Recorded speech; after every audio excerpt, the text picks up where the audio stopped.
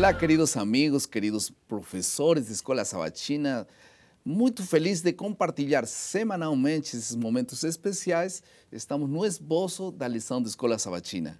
Já estamos na lição número 2. O título geral da lição é Cristo e sua lei. E o título da lição número 2 é Cristo e a lei de Moisés. Vamos a recapitular, vamos a comentar essa lição e está para isso o Dr. Reinaldo Siqueira, que é o reitor do SALT para a América do Sul. Bem-vindo, pastor. Obrigado, pastor. Vamos fazer uma oração, então vamos a iniciar já nosso esboço, continuar com nosso esboço, por favor. Okay. Bondoso Pai, nós novamente, Senhor, estamos aqui para recapitular o estudado durante a semana. É um tema tão importante, ó Pai, Jesus e a lei de Moisés. Que possamos compreender bem esse tema e que Tu possas sempre nos conduzir no nosso estudo. Por Jesus. Amém. Amém.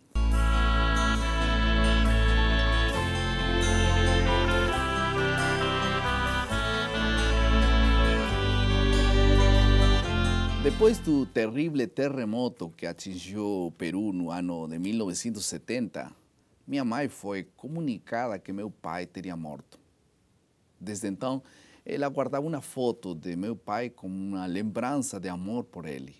Até que um dia, depois de várias semanas, ele apareceu em casa. Foi aquele encontro cheio de lágrimas, admiração, perguntas, etc. Desde aquele dia, ela nunca mais se importou com o retrato de meu pai, porque ele estava agora pessoalmente conosco. Muitas leis do Antigo Testamento representam a Jesus. Uma vez vindo, perderam seu sentido. Mas tem certa importância para hoje e vamos a estudar um pouquinho mais essas leis que tinham um sentido importante para o seu tempo e ainda hoje têm lições para aplicar em nossas vidas. O foco da lição desta semana é reconhecer que foi o mesmo Jesus que estabeleceu os ritos do Antigo Testamento e qual é a sua importância e como essas leis refletem o caráter de Deus. Vamos passar à segunda parte de nosso esboço.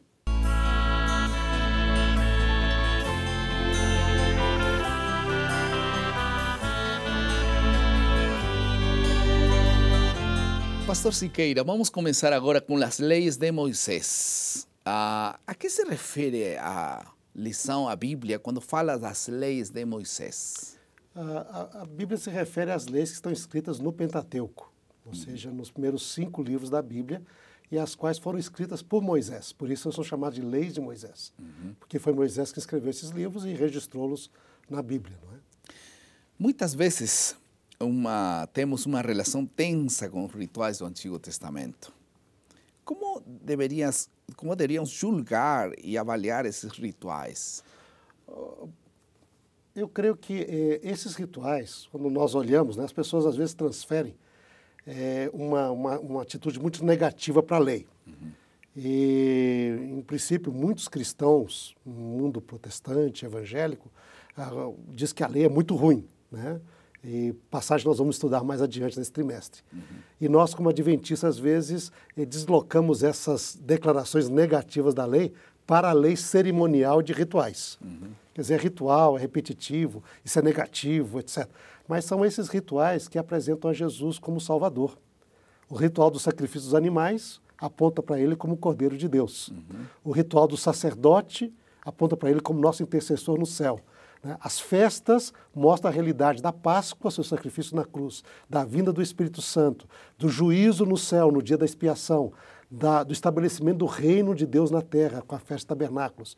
E nós não iríamos compreender essas verdades bíblicas se nós não tivéssemos essas leis cerimoniais e rituais. E algumas dessas leis têm que ver, por exemplo, com Lucas 2, 21 a 24, fala um pouco sobre a circuncisão, né?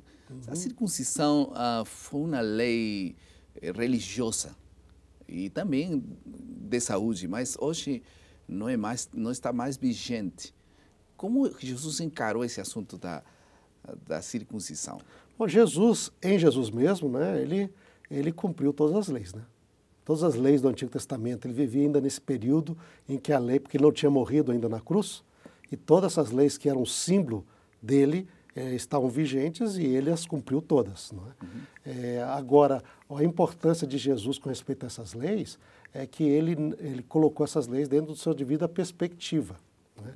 Quando criança, os pais de Jesus, aqui na lição, vem mostrar que Jesus foi um judeu que obedeceu todas as leis. Né? Um judeu fiel às leis do seu país, às leis da sua religião. Ele, quando criança, foi circuncidado ao 8º dia. Não é? Ao terminar o período de 40 dias, que dizia a lei, que devia ser apresentado à criança, os pais o levaram ao templo para ser apresentado, não é? E ofereceram o sacrifício que diz a lei de Moisés. Se nós abrimos em Levíticos 12, que é a lei, Lucas 2 está se referindo a esta lei. Diz aqui, né? Fala aos filhos de Israel, se uma mulher conceber e tiver um menino, ela estará imunda 7 dias. No 8º dia se circuncidará o menino, né? E isso diz que aconteceu. E depois disso ela esperará mais 33 dias, né, para se purificar. No final disso, ela comparecerá com um sacrifício, que será um cordeiro de 1 ano para o holocausto. O sacerdote vai fazer o sacrifício, mas se a pessoa for pobre e suas posses não permitirem um cordeiro, então tomará 2 rolas e 2 pombinhos e oferecerá no local. Os pais de Jesus eram pobres e ofereceram essas passarinhos. Não é? Então, vê que eles cumpriram essa lei. Eles eram judeus praticantes e religiosos. O que simbolizava todo o sacrifício, como nós vemos aqui, a circuncisão representava o pacto que Deus fez com Abraão. Diz Abraão, ele, em Gênesis 17, diz, eu farei de você pai de uma grande nação e de muitos povos, e o sinal do meu pacto com você será na sua carne. Todo macho será circuncidado. O menino no 8º dia será circuncidado. Os adultos que não foram circuncidados deverão ser circuncidados. Abraão tinha 99 anos e foi circuncidado. Ele se circuncidou. Não é? E hoje a sinal seria então o batismo, né? Isso fazia, exatamente, isso era a entrada para o povo de Israel. Não é? E o que nós vemos através da Bíblia é que o sinal da entrada para o grupo religioso do povo de Deus hoje é o batismo. Não é? E agora, em certa circunstância, Jesus encarou algumas situações um pouquinho complexas e todo mundo queria saber qual seria a reação de Jesus. Por exemplo, a mulher que foi encontrada em adultério. E todo mundo queria saber, então, qual vai ser a forma como Jesus, porque a lei disse uma coisa e Jesus o que vai fazer? Como foi essa atitude de Jesus? Então é interessante ver, porque Jesus era um judeu praticante. Ele praticava todas as leis do seu povo, da sua época, não é? Mas as pessoas queriam mostrar que ele era alguém que não obedecia à lei. E tentaram botar Jesus em várias provas. Uma delas foi essa. A lei dizia que que o homem e a mulher, pegos em adultério, deveriam ser apedrejados. E olha só, aí esses inimigos de Jesus montaram uma circunstância em que a mulher caiu em adultério, mas eles trouxeram só a mulher, não trouxeram o homem. Né? E disseram, olha, a lei manda matar essa mulher. Por quê? Porque eles mesmos estiveram envolvidos na montagem dessa circunstância, para poder pegar essa mulher, né? E apresentar a Jesus. Se Jesus dissesse que deveria matar, né, eles teriam como acusar Jesus diante dos romanos, porque era proibido aos judeus exercer pena de morte. Ele poderia acusar. Se Jesus dissesse não vai matar, então dizia, está vendo, ele não é uma pessoa religiosa, ele não observa a lei de Moisés. E acusaria Jesus diante do povo, para tirar a fé do povo nele. Né? Mas Jesus não fez nenhuma nem outra. Ele não respondeu, não mate, não apedreje. Ele diz também apedreje. Ele diz, quem de vocês está sem pecado, que atire a primeira pedra. E ao dizer isto e escrever na areia, Ellen White diz que ele começou a escrever os pecados dos acusadores dela. Com nome próprio. Né? Ali, ó, pecado tal, pecado. E cada um vendo que essa circunstância, que ele era um pecador diante de Deus, Jesus colocou diante da perspectiva. A lei, que Jesus quer mostrar aqui, é verdade, ele mostra o pecado e tem sua pena, mas antes de trazer a pena, tem de dar oportunidade de arrependimento, de conversão. Né? E dentro da história bíblica, e por exemplo, no Desejo das Suas Nações, nos fala que essa mulher foi Maria Madalena, que depois se converteu totalmente, se dedicou a seguir Jesus com uma vida totalmente transformada. Não é? E você vê, então, esse é o objetivo da lei, é mostrar o certo e o errado, mas dar oportunidade para as pessoas também de tomarem decisões de seguir a Deus. E em relação ao tema do casamento, do divórcio, Era uma lei clara no Antigo Testamento, uma lei de Moisés. E quando Jesus veio, aquela declaração dele, afirmando, reafirmando, como foi que ele encarou essa carta de divórcio que Moisés definiu para aquele tempo?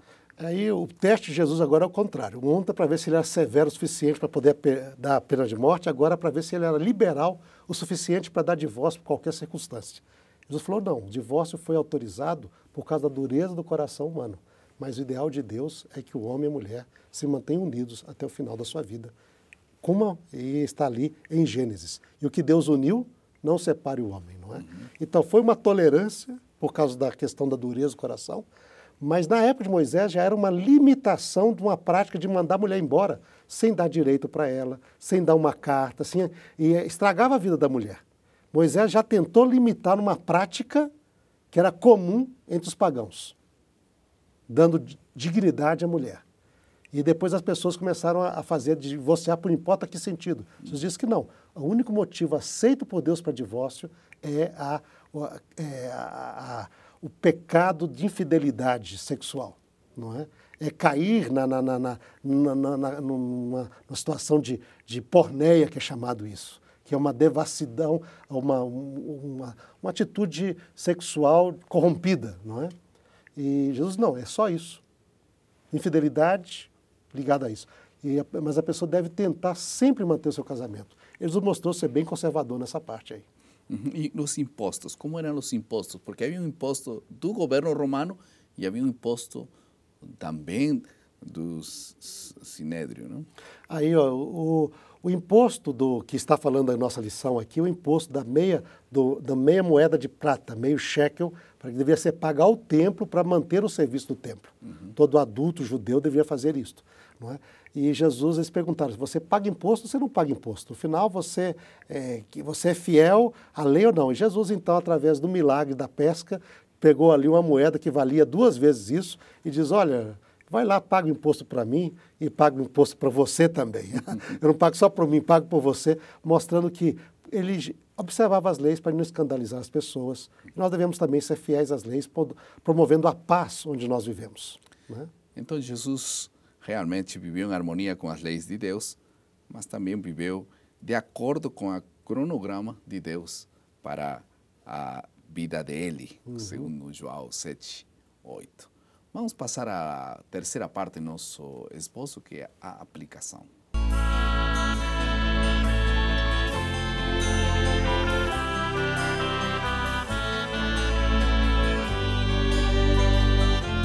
Qual era a crítica profética ao ritual e como isso se aplica a nós?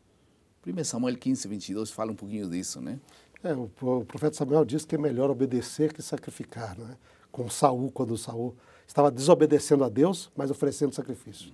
O problema nosso é que, através do ritual, e mesmo hoje, a pessoa pensa que praticando o ritual, ele já ganha o favor de Deus e depois pode levar uma vida como ele bem quiser, dentro dos princípios morais e éticos que Deus não precisa ser tão fiel assim. E as pessoas hoje caem com esse mesmo problema. Por exemplo, uma pessoa que oferece o seu dízimo, mas é infiel à sua esposa. Né? Ou que vai ao sábado assistir o culto, mas é um péssimo exemplo de vida cristã durante a semana. Não é? Então a pessoa tem o mesmo problema. Ele acha que praticar o ritual já autoriza a viver a vida dele como ele bem quiser, como ele bem quer. Não é bem assim. Deus quer que nós sejamos uma vida dedicada e consagrada a Ele.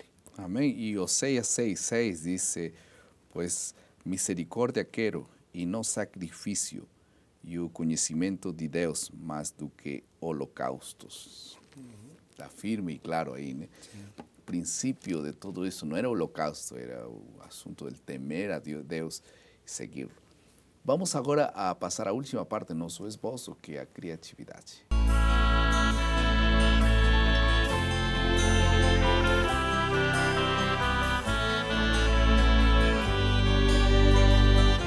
A melhor maneira de mostrar aos demais a existência de leis estabelecidas por Deus é mostrar naturalmente a forma de obedecer à lei, praticar a ensinança da lei, que é o amor. Por que não mostrar o amor de Deus para alguma pessoa que perdeu a esperança em Deus? Podemos escolher uma pessoa intencionalmente, uma família, uma pessoa que está perto ou talvez está longe, para mostrar o amor de Deus. Jesus, a primeira coisa que fazia era mostrar interesse pelas pessoas.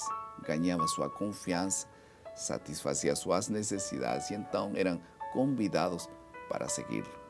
Por isso, talvez, nós podemos fechar esta lição, aplicá-la e ter uma tarefa para nossa casa, que seria buscar uma pessoa, interessar-nos por ela legitimamente e poder mostrar amor de Deus para ela e poder então mostrar todos os ensinos que Deus tem em sua palavra.